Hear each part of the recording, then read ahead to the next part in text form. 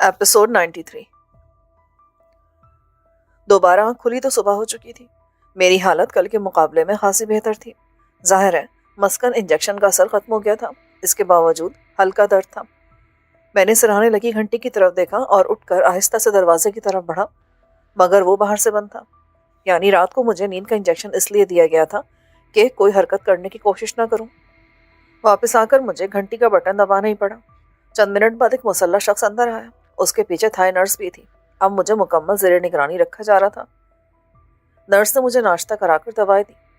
खाने से पहले मैंने गौर से गोलियां देखी, लेकिन यह अंदाज़ा करना नामुमकिन था कि उसमें कोई ख्वाब आवर दवा है भी या नहीं।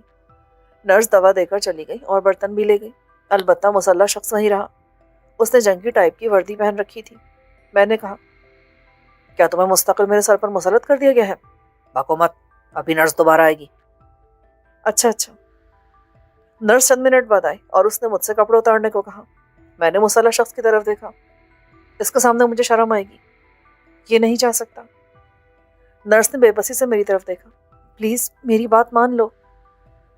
बादरे नाखास्ता मैंने कपड़े उतारे। अब मेरे जिस्म पर सिर्फ अंडरवेयर रह गया था। नर्स ने पट्टियां बदली और जख्मों पर खुश्क करने वाला पाउडर लगाकर दूसरी पट्टियां कर दी। फिर जहां सूजन और नील थे वहां जल नुमा चीज लगाई।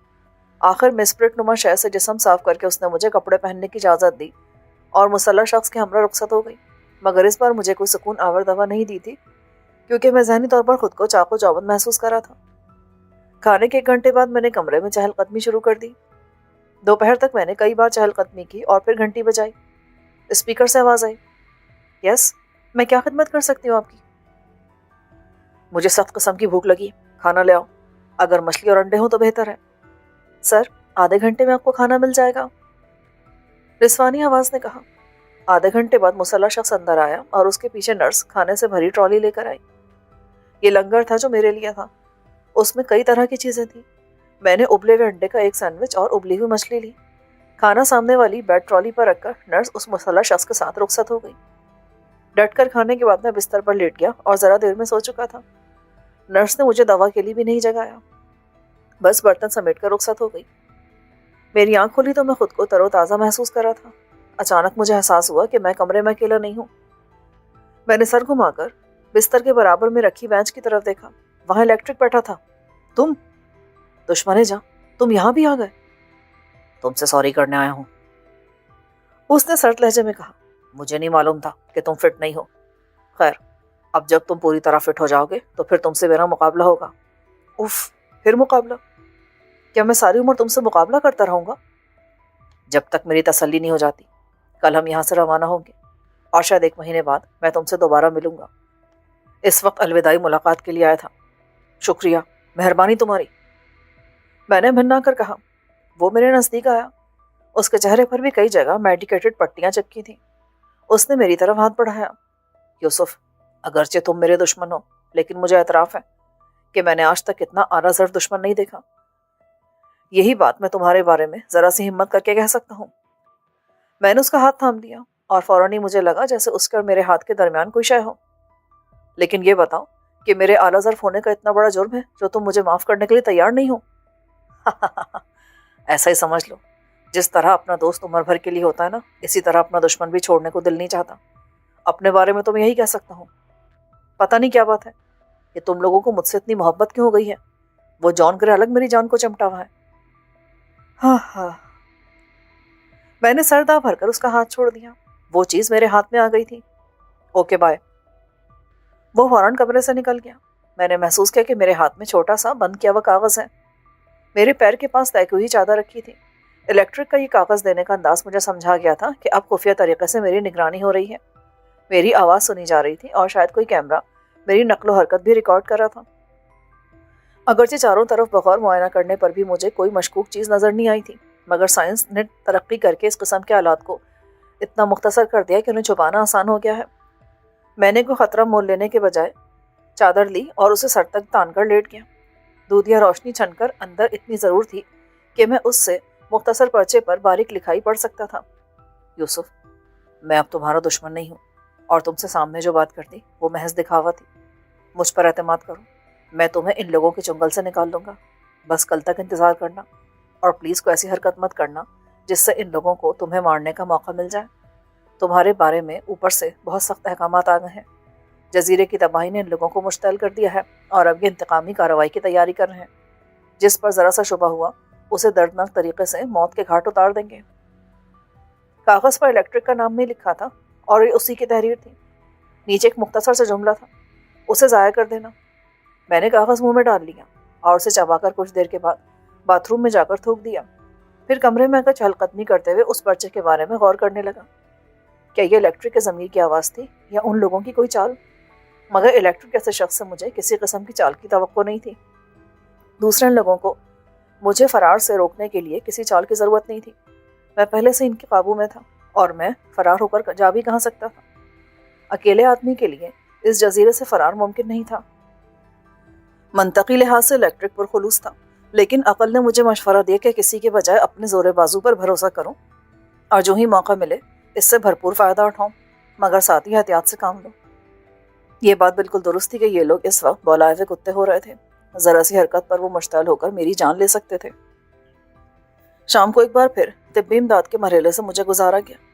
رات کے کھانے میں سبزیوں کا شوربہ تھا، گوشت بھی تھا، لیکن اس کے بجائے میں نے پھر مچھلی لے لی، مگر اس بار تلی ہوئی تھی۔ کھانے کے بعد مجھے دوائیں دی گئیں اور اس بار اس میں کوئی خواب آور دوا بھی تھی۔ میں ایک بار پھر سو گیا۔ صبح اٹھا تو ناشتے اور طبی امداد کے مرحلے سے گزار کر مجھے خاص قسم کی جیکٹ پیش کی گئی۔ وہ قیدیوں کو ایک بستر سے دوسرے بستر لے جاتے وقت پہنائی جاتی تھی اور اس میں آدمی کے ہاتھ بند کر رہ جاتے تھے۔ وہ اپنی مرضی سے انگلی بھی نہیں ہلا سکتا تھا۔ بندوق کے زور پر مجھے یہ جیکٹ پہنائی گئی۔ اس کے بعد پیروں میں بیڑیاں پہنائی گئیں کہ میں ایک قدم ان سے زیادہ نہیں بڑا اٹھا سکتا تھا۔ اس کے بعد 2 افراد تقریباً مجھے کھینچتے ہوئے اسپتال کے لاؤنج تک لائے۔ میں نے دیکھا کہ اسپتال کے مختلف حصوں میں ڈائنامائٹ لگایا جا رہا تھا۔ عملہ ایک طرف ہراساں سے کھڑا تھا، نہ جانے ان کے ساتھ کیا سلوک ہو۔ ایک کمانڈر نما شخص ایک طرف کھڑا چیخ چیخ کر احکامات دے رہا تھا، حالانکہ اس کی کوئی ضرورت نہیں تھی، مگر اس کے انداز سے لگ رہا تھا کہ اسے یقین ہو کہ ایک لمحے کے لیے بھی اس کی آواز رکی تو ارد گرد موجود افراد کی حرکتیں ہی رک جائیں گی۔ مجھے لے جا کر اس کے سامنے پیش کیا گیا۔ اس نے مسکرا کر مجھے دیکھا۔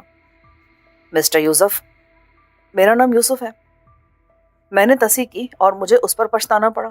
اس کا گھونسا میرے پہلے سے مضروب سر پر کسی ہتھوڑے کی طرح لگا۔ ضرب غیر متوقع تھی، اس لیے مجھے چکر آ گیا۔ 2 آدمیوں نے مجھے ناک پکڑ رکھا ہوتا تو میں پیچھے بھی گر سکتا تھا۔ جب چکر رکا تو اس نے گھرا کر کہا، مسٹر، آئندہ میری بات مت کاٹنا۔ اوکے، ورنہ تم مجھے کاٹ لو گے۔ میں نے خوش دلی سے کہا۔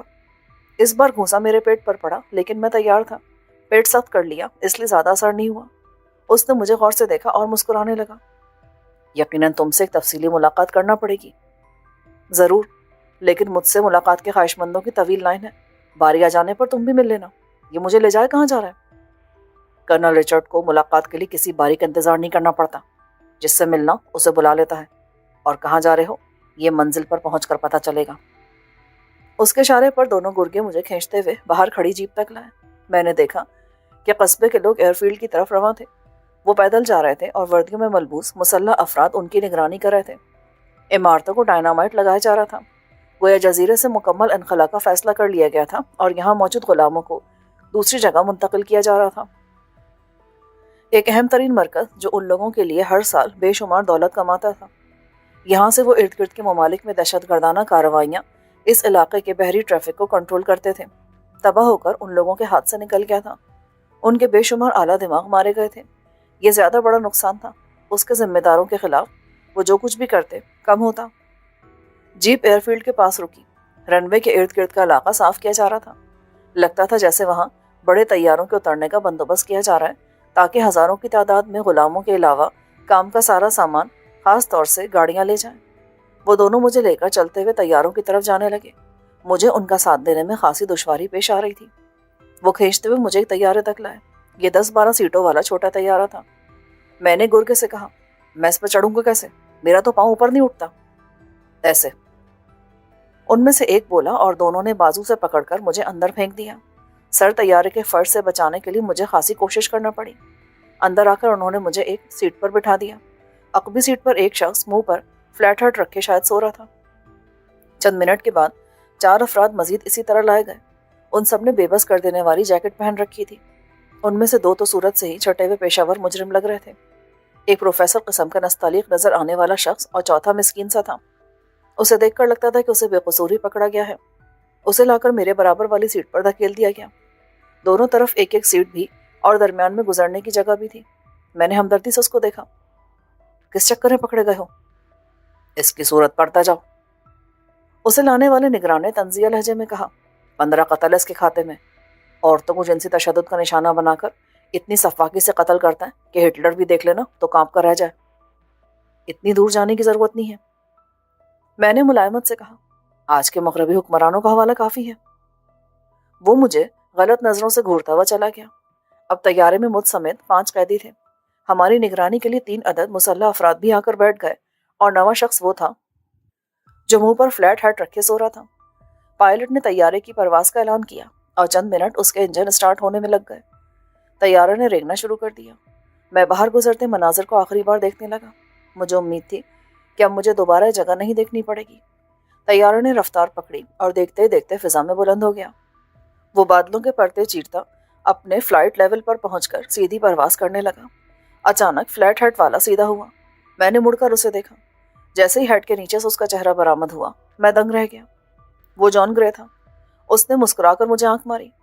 اسی لمحے کاکپٹ سے جو شخصیت برآمد ہوئی، اس نے مجھے دوسرا شوق دیا۔ وہ الیکٹرک تھا۔ اس کے آتے ہی جان گرے نے اپنی پتلون کی جیب سے پستول نکال کر اس کا دستہ کھٹ سے برابر میں بیٹھے مسلح شخص کے سر پہ مارا۔ اس نے واجبی سی چیخ ماری اور آگے کی طرف جھول گیا۔ اس کے ساتھ بیٹھے افراد نے بوکھلا کر اپنی رائفلیں اٹھانے کی کوشش کی، مگر الیکٹرک ان کے سر پر آ چکا تھا۔ اس نے ایک کے سر پر گھونسا رسید کیا، وہ بھی بے ہوش ہو گیا۔ تیسرا تذبذب میں پڑ گیا کہ کس سے نمٹے، اور اسی اثنا میں الیکٹرک کا گھونسا اور جان گرے کا پستول بیک وقت اس کے سر پر پڑے، اور اس کے پاس اپنے ساتھیوں کا ساتھ دینے کے سوا کوئی چارہ نہیں رہ گیا۔ ان تینوں سے نمٹ کر وہ میری طرف بیک وقت دیکھ کر مسکرائے۔ یا اللہ، میں کوئی خواب دیکھ رہا ہوں کیا؟ میں نے اوپر کی طرف منہ کر کے کہا۔ یہ حقیقت ہے، طیارہ ہم نے ہائی جیک کر لیا ہے۔ الیکٹرک نے اعتراف کیا۔ تم نے ہائی جیک کر لیا؟ اسے اڑا کون رہا ہے؟ میری عقل خبت ہونے لگی۔ میں۔ الیکٹرک نے دوسرا اعتراف کیا۔ اس کے اصل پائلٹ جزیرے میں رن وے کے ساتھ جھاڑیوں میں بندھے پڑے ہیں۔ کیا؟ اور تم یہاں کھڑے ہو؟ طیارہ کیسے اڑ رہا ہے؟ میں چلا تو الیکٹرک نے خفگی سے میری طرف دیکھا۔ چلاؤ مت، طیارے میں ایک آنر پائلٹ بھی ہوتا ہے۔ اچھا، مجھے دھیان نہیں رہا۔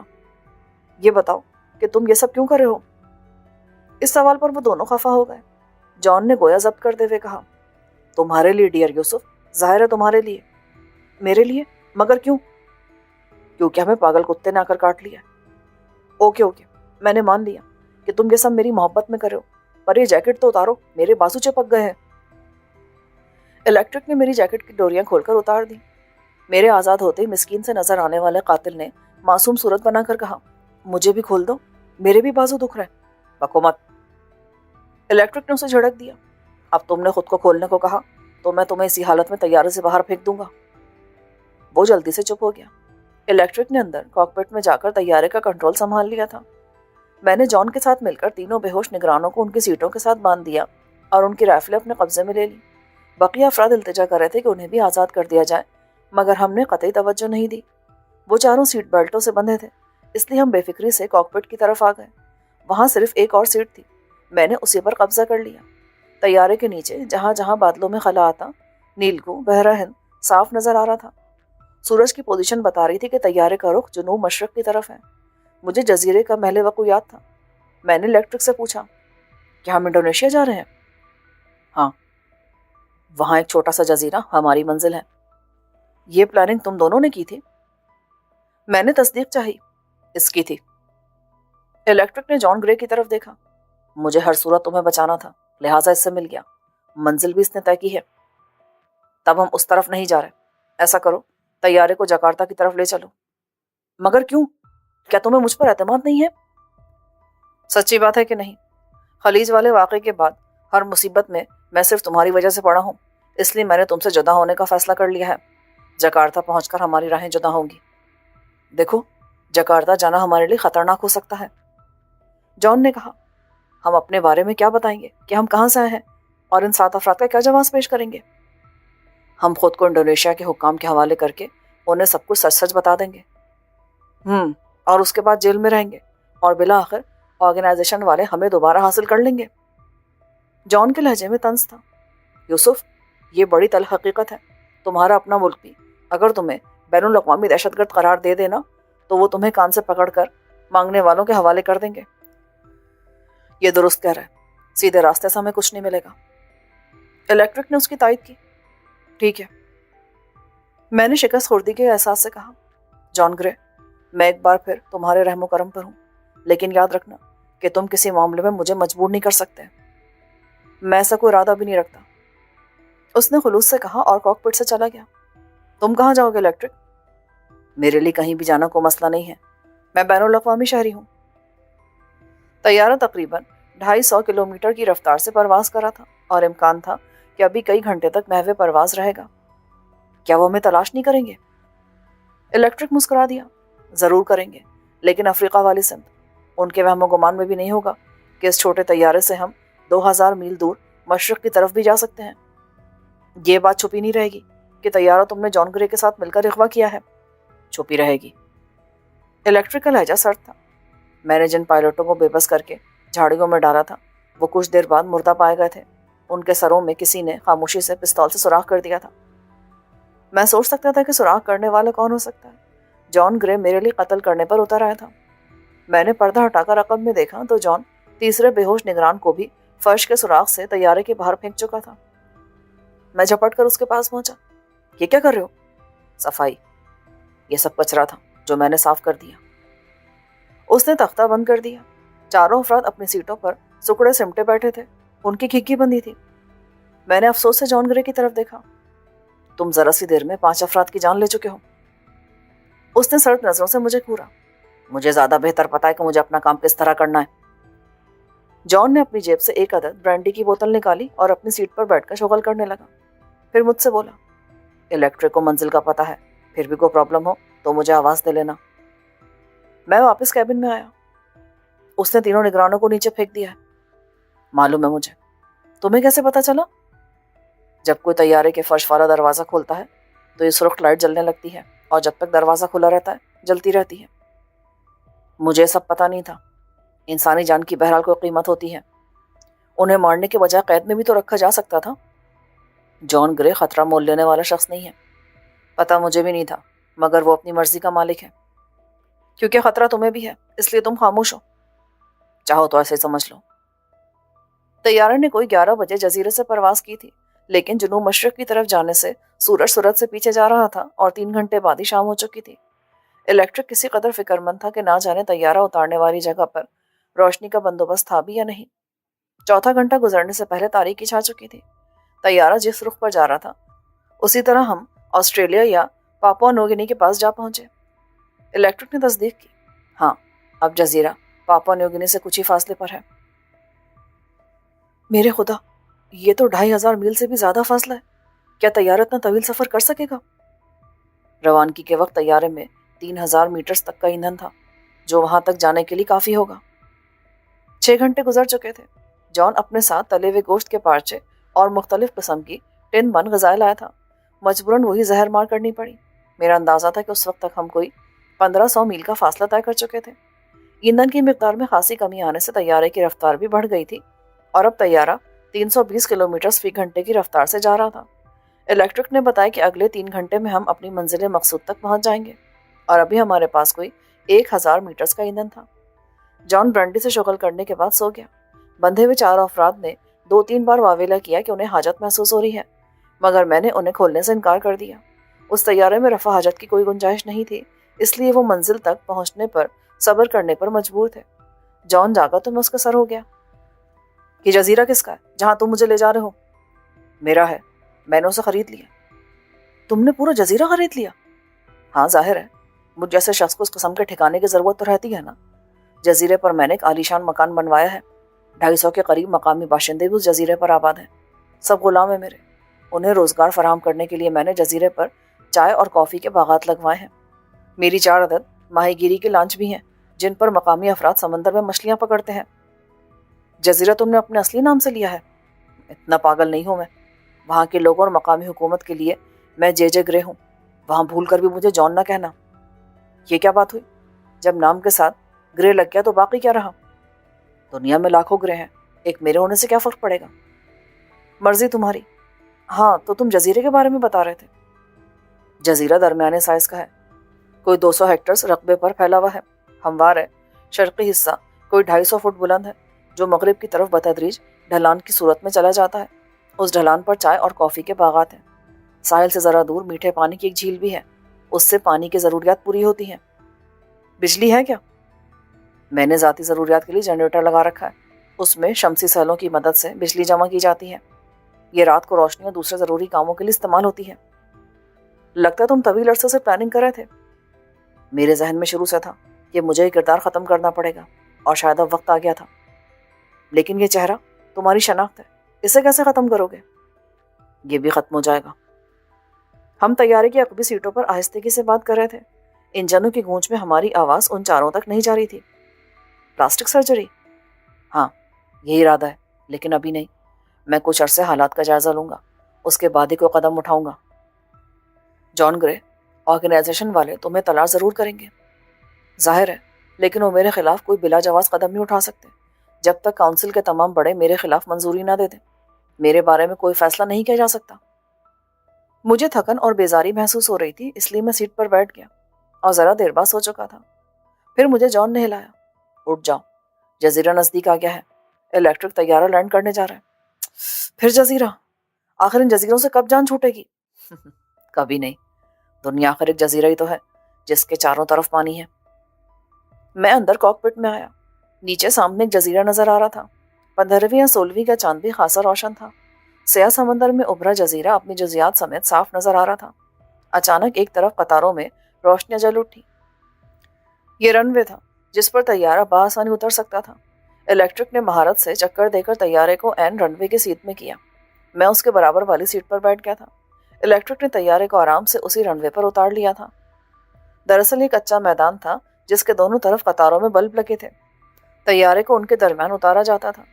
طیارہ ٹیکسی کرتا رن وے کے آخر سے ذرا پہلے ہی رک گیا۔ مجھے کاک پٹ سے ایک گاڑی کی روشنیاں اسی طرف آتی نظر آئیں۔ جان نے دروازہ کھولا اور نیچے کود گیا۔ انجن بند کر کے الیکٹرک نے بھی سیٹ بیلٹ کھولتے ہوئے کہا، نیچے اترو، کمر تختہ ہو گئی ہے۔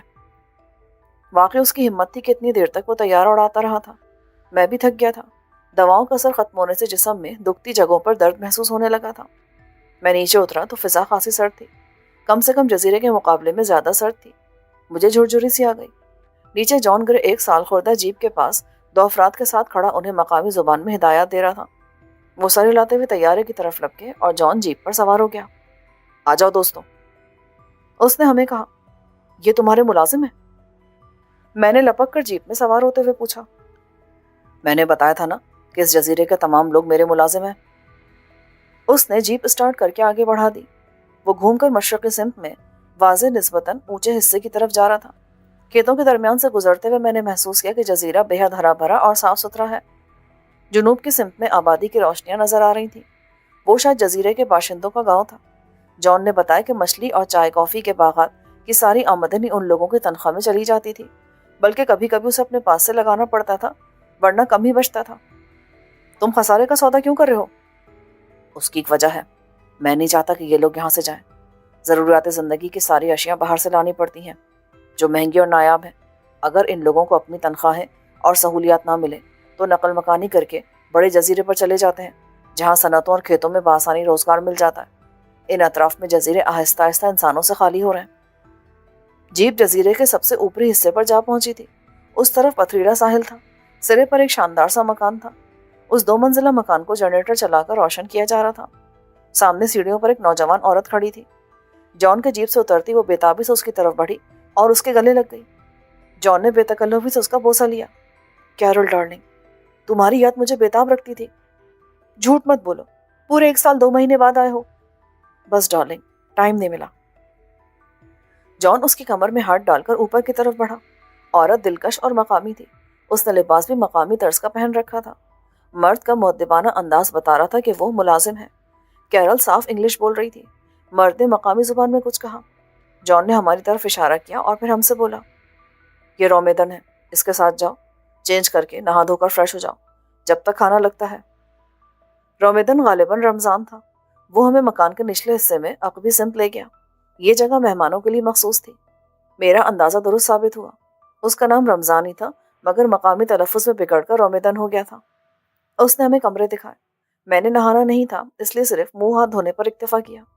اس دوران میں رمضان ایک بڑا سا ڈھیر لے آیا جس میں رنگا رنگ مردانہ کپڑے تھے. اس ڈھیر کو رمضان کی مدد سے کھنگالنے کے بعد مجھے ایک پتلون اور ایک شرٹ اپنے ناپ کی مل گئی. میں نے فوری طور پر اسپتال کے لباس سے نجات حاصل کر لی. اس میں مجھے سخت الجھن ہو رہی تھی حالانکہ وہ خاصا آرام دہ لباس تھا. رمضان نے مجھ سے پوچھا, drink sir? No, I am Muslim. You know Muslim? مسلمان. اس نے پھر اپنے سینے پر ہاتھ مارا. مسلم مسلم مسلمان پاکستانی. میں نے کہا تو اس کا چہرہ مزید کھل گیا. او پاکستانی, پاکستانی فرینڈز. گویا اس جزیرے کی زیادہ تر آبادی مسلم تھی. رمضان میرے لیے ناریل کا پانی لے کر آیا. ساتھ ہی اس نے اشارے سے بتایا کہ 15 منٹ بعد کھانا میز پر لگ جائے گا. ناریل پانی تازہ اور ٹھنڈا تھا. اسے پی کر میرے پورے دن کی ذہنی اور جسمانی تھکن اتر گئی. رمضان نے مزید کے بارے میں پوچھا تو میں نے اس بات میں سر ہلا دیا. وہ انگریزی کے چند الفاظ ہی بول سکتا تھا. اس نے دوبارہ ناریل پانی لا کر دیا تو میں نے اشاروں میں پوچھا, کیا وہ اپنے آقا سے خوش ہے؟ اس نے زور و شور سے سر ہلایا. جے گرے, گڈ مین. گویا جان نے ان لوگوں پر اپنا امیج بالکل مختلف رکھا تھا. وہ ان کو اچھی تنخواہیں دیتا تھا, ان سے مہربانی سے پیش آتا تھا, کسی بھی مصیبت میں ان کے کام آتا تھا. چنانچہ وہ اور اس کے گرویدہ تھے. رمضان نے مجھے مکان کے نچلے حصے کی سیر کرائی. اس میں مہمان خانہ تھا, باورچی خانہ اور نشستگاہ کے ساتھ ایک تفریحی کمرہ بھی تھا جس میں مختلف قسم کے انڈور کھیل تھے. اوپری حصہ جان گرے کے لیے مخصوص تھا اس لیے اس نے مجھے نیچے کی سیر کرائی. کچن کے ساتھ بڑا سا ڈائننگ ہال تھا جس میں لگی میز کے گرد کم و بیش 20 افراد آسانی سے کھانا کھا سکتے تھے. اس مکان کا نچلا حصہ بنانے کے لیے جان گرے نے اس پر کھل کر پیسہ خرچ کیا تھا. باورچی خانے میں کم سن سی مقامی لڑکی کام کر رہی تھی. رمضان نے اسے بلا کر اس کا تعارف کرایا. My daughter Saumya. لڑکی نے شرما کر مجھے سلام کیا. میں نے جواب دیا اور اپنا نام بتایا. یوسف علی خان. لڑکی بہت شرمیلی تھی. مستقل نظریں نیچے کے کھڑی رہی پھر کچن میں بھاگ گئی. رمضان ہنسنے لگا. اس نے اپنی نامکمل انگریزی میں بتایا. نیکسٹ ایئر سومیا, میرج ہر کزن. اس جزیرے پر آباد سارے افراد ایک ہی خاندان کی طرح تھے. Very congratulations. میں نے اسے مبارکباد پیش کی. رمضان اپنی بیٹی کی تعریفیں کرنے لگا. Good cook, good singer, good dancer, good wife. رات کا کھانا اس لڑکی نے بنایا. پھر وہ میز پر سجانے لگی اور رمضان ایک گھنٹی بجانے لگا. میں نے اس سے کہا کہ جا کر میرے ساتھی کو بلا لائے.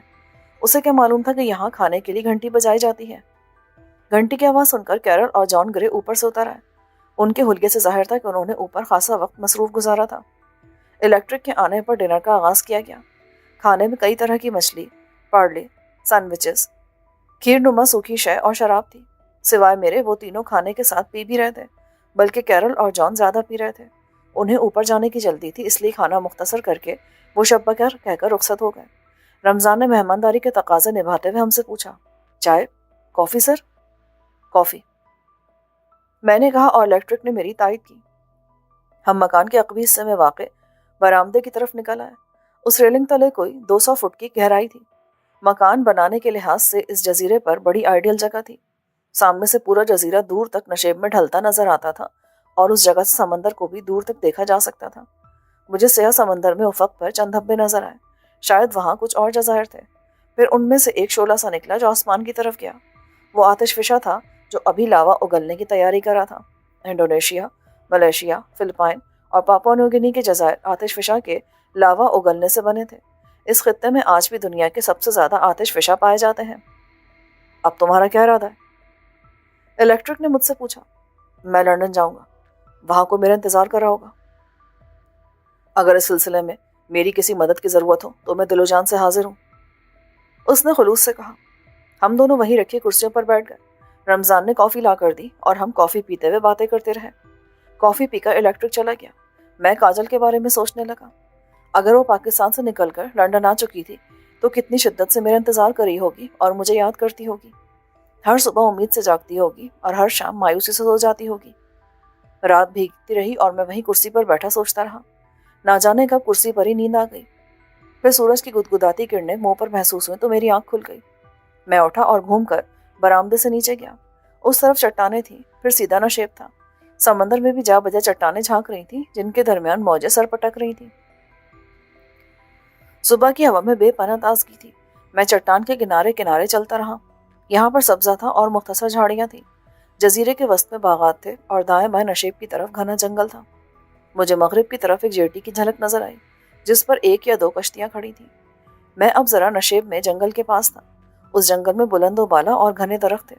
اچانک مجھے لگا جیسے پاس ہی کوئی بول رہا ہے۔